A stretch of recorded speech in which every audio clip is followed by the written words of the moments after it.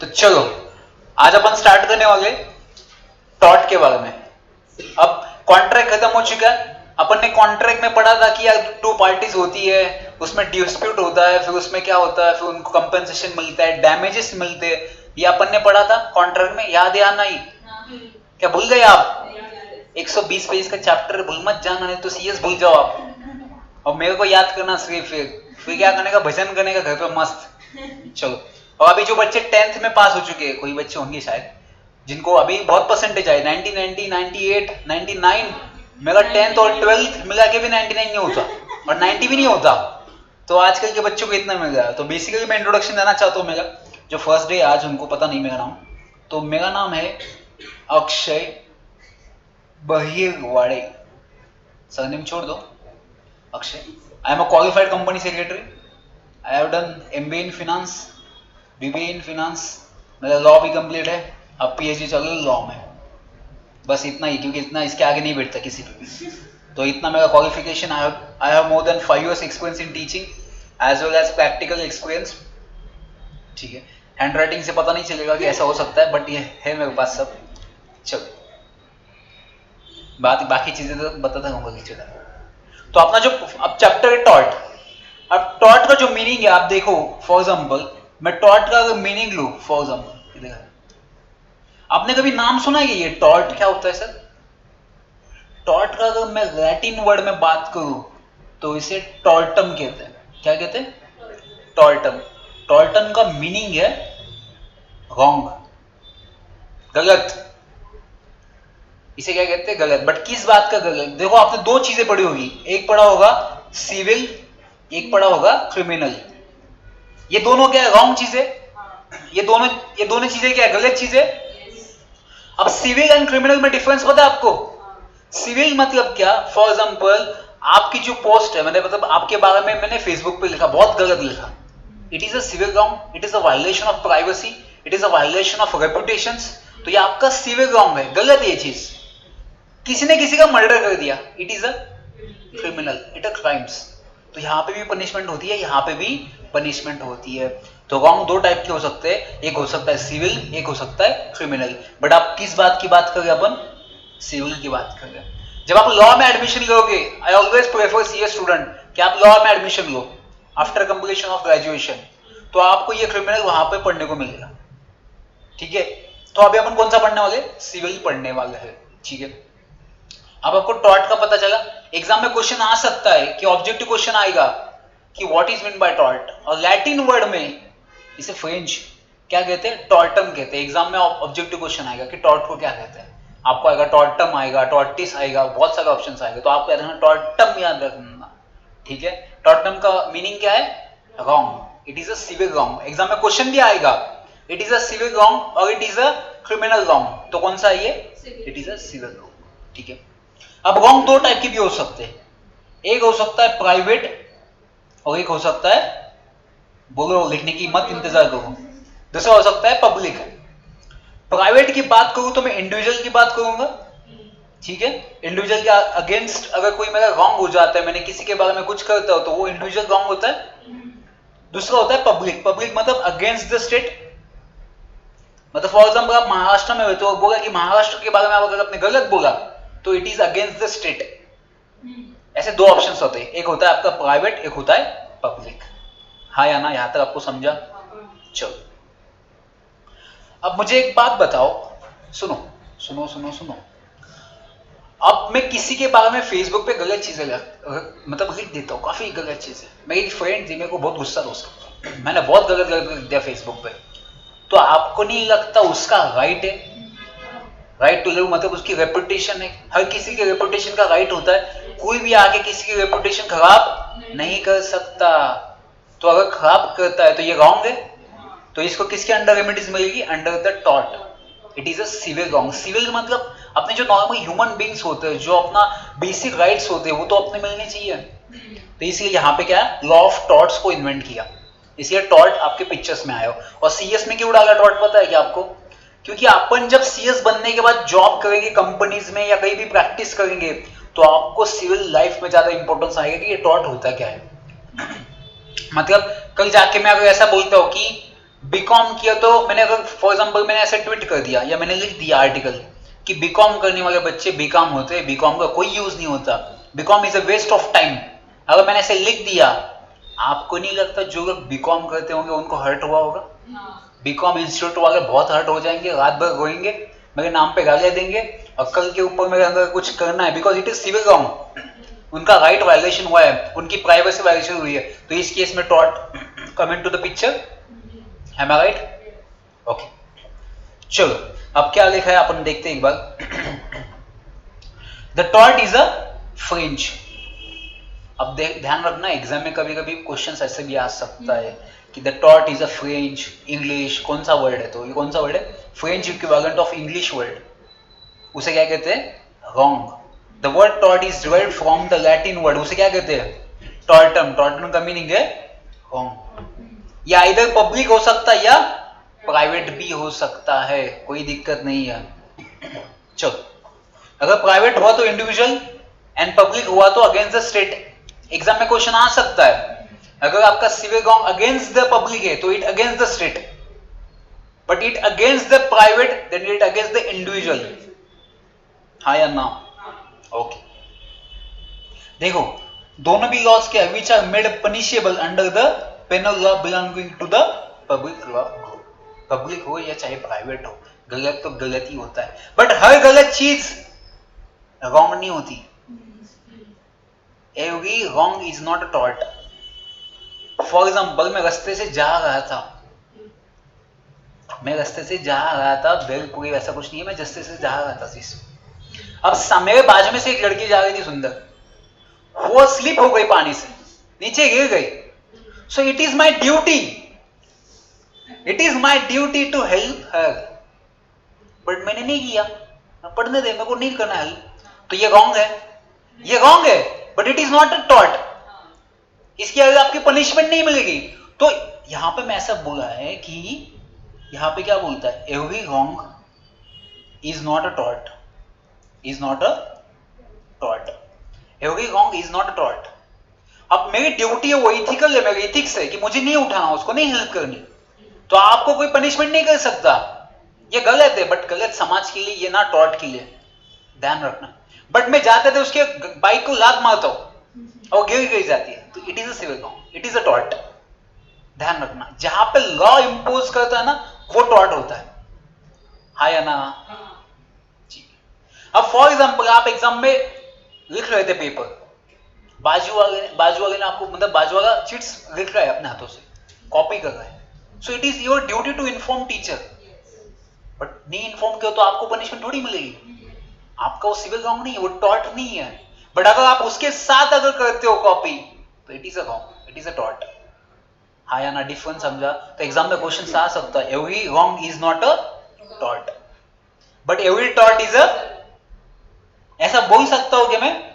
Every tort is a wrong, ऐसा बोल सकता हूं मैं? हाँ, तो एग्जाम में क्वेश्चन आ सकता है ट्रू और फॉल्स के लिए, आपको ऐसा डालेंगे every wrong is not a tort, true और false, obvious true, but every tort is a wrong. चलो ये देखो, ये वही लिखा है।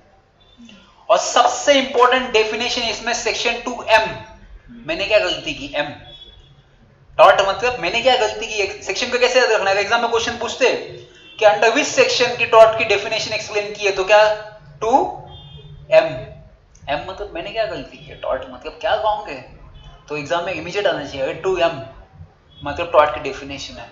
Tort is a civil wrong which exclusively, देखो वहां पर लिखा है, किधर गया? हाँ, tort is a civil wrong which is not exclusively a breach of contract and breach of trust, क्योंकि कॉन्ट्रैक्ट के लिए सेपरेट कॉन्ट्रैक्ट एक्ट एग्जिस्ट है। हाँ या ना? अपन ने पढ़ा है, तो यहाँ पर कॉन्ट्रैक्ट का पिक्चर्स नहीं आएगा, ऑफर, एक्सेप्टेंस, वायलेशन, वो सब चीजें इसमें नहीं आएगी, क्योंकि अगर वो भी इसमें आएगा तो सामने वाले पर्सन को कंफ्यूजन हो जाएगा कि मैं कॉन्ट्रैक्ट एक्ट के अंडर केस फाइल करूं या मैं टॉर्ट के अंडर केस फाइल करूं।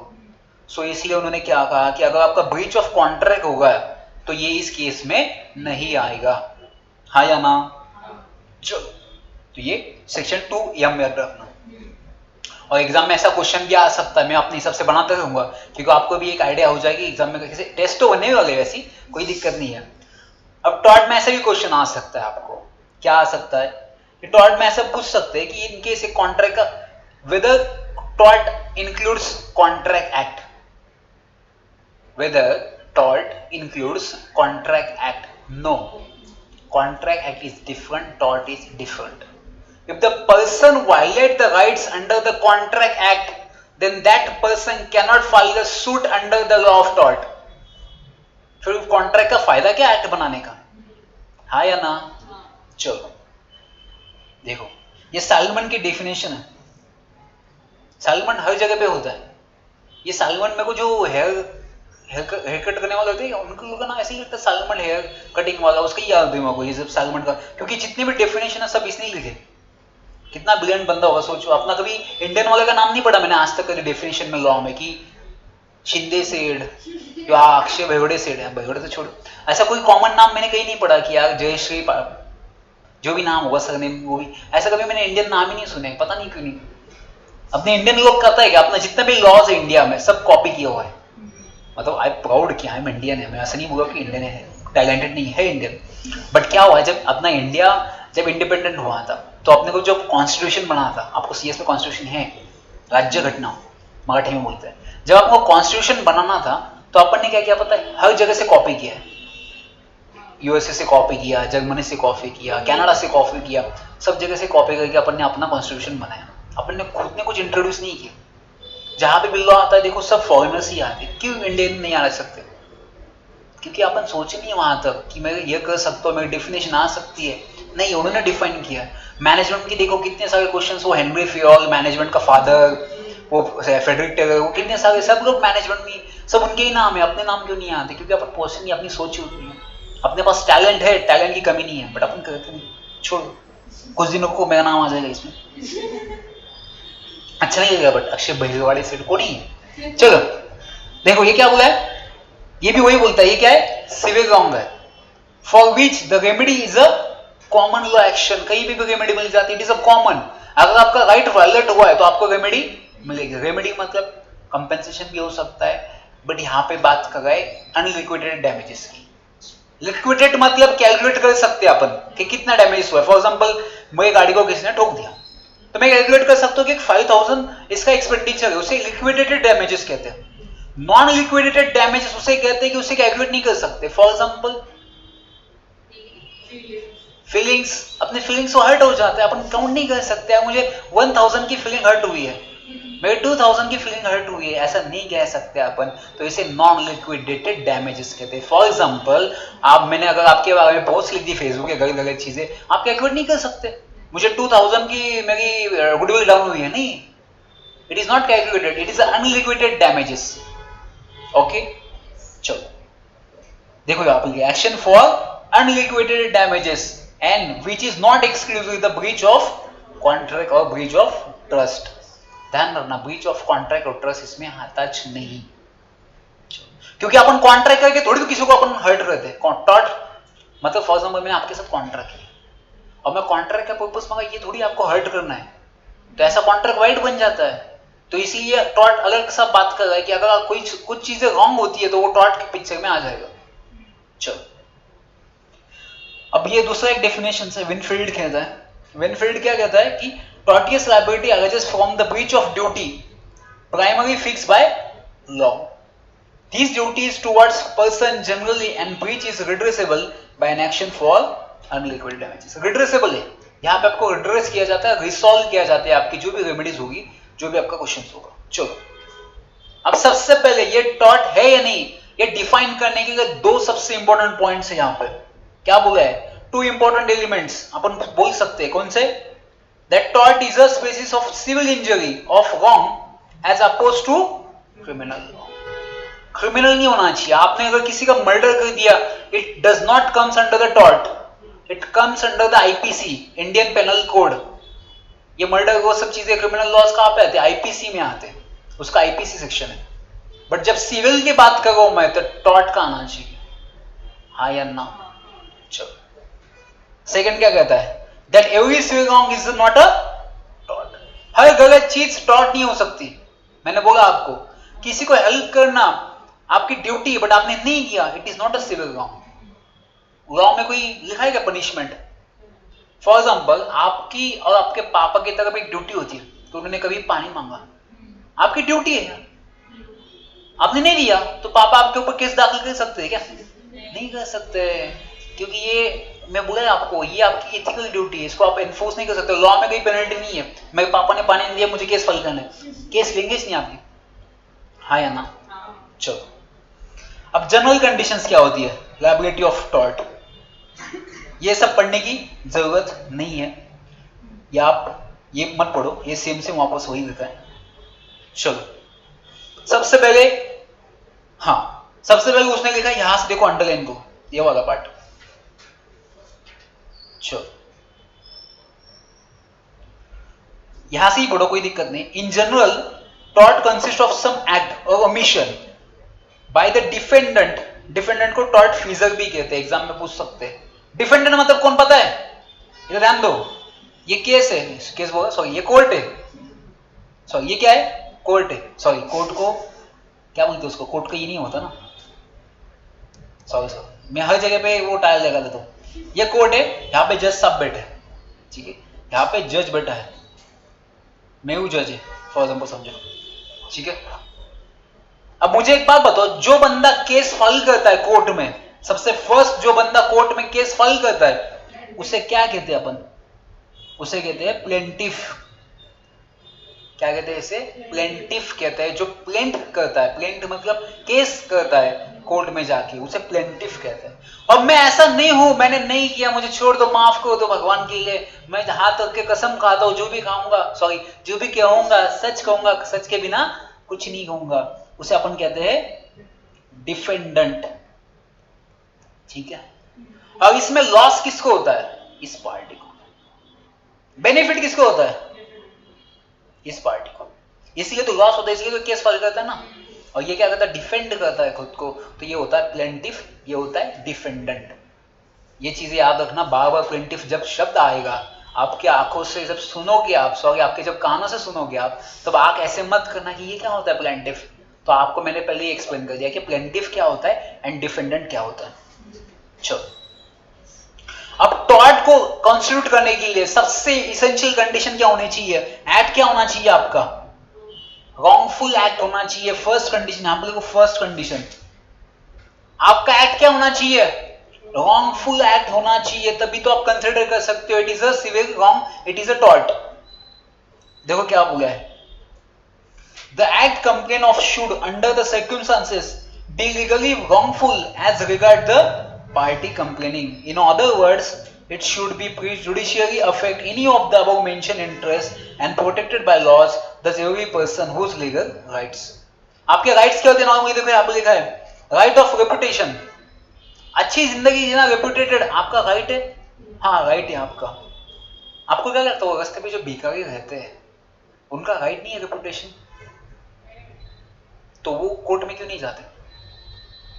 अपन तो रेपुटेशन अपना अच्छा है, मार्केट में अपन अच्छा पढ़ते हैं, सब कुछ है अपने पास, उनका राइट तो वायलेशन हुआ है ना। उनको क्यों नहीं चाहिए? उनको क्यों नहीं अच्छी जिंदगी चाहिए, सिर्फ अपने को क्यों अच्छी जिंदगी चाहिए? ऐसा क्यों? Why there is a difference between them? वो क्यों कोर्ट में नहीं जा सकते? Because they are not educated. आपको पता है आप उनके बिहाफ पे केस फाइल कर सकते हैं कोर्ट में, because every person in India has the right कि उसको बेसिक नीड्स चाहिए सब चीज़ों में, शेल्टर, फूड्स, क्लॉथ्स, ये उसको होनी चाहिए। और अभी न्यू सेक्शंस डाला है आर्टिकल कॉन्स्टिट्यूशन में, याद रखना न्यू आर्टिकल ऐड किया, article 21A right to education. 6 to 14 years के जो भी बच्चे उनको कंपलसरी एजुकेशन देना ये स्टेट की रिस्पॉन्सिबिलिटी है। किसकी रिस्पॉन्सिबिलिटी है? स्टेट की रिस्पॉन्सिबिलिटी है। और जो रास्ते में बच्चे घूमते हैं सिग्नल पे भीख मांगते हैं, they have the right, but उनके लिए कौन लड़ेगा? कौन कोर्ट में केस फाइल करेगा अगेंस्ट द स्टेट? इसकी वजह से ऐसा है ना, तो every person has the right to get the education. अगर आपका ये वायलेशन होता है, जैसे मतलब right of reputation, right of bodily safety, freedom, right to property, ये अगर आपकी जो प्रॉपर्टी के जो राइट्स होते हैं वो अगर वायलेट हो जाते हैं तो आप टॉर्ट के अंडर क्या कर सकते हो? केस फाइल कर सकते हो, हाँ या ना? अब मुझे एक बात बताओ, मैं यहाँ पे रहता हूँ, ये मेरा घर है, ठीक है, मेरे बाजू में भी एक घर है, यहाँ पे एक औरत रहती है, उसका एक पेड़ है, वो पेड़ ऐसा आया है मेरे ऊपर, यहाँ पे उसका पेड़ है, मतलब पेड़ उसका है, उसकी मेहरबानी और मुझे परेशानी। अब उसने पेड़ तो यहाँ लगाया उसके घर पे, बट उसके जो पत्ते आते हैं ना मेरे घर पे गिरते पूरे घर के अंदर।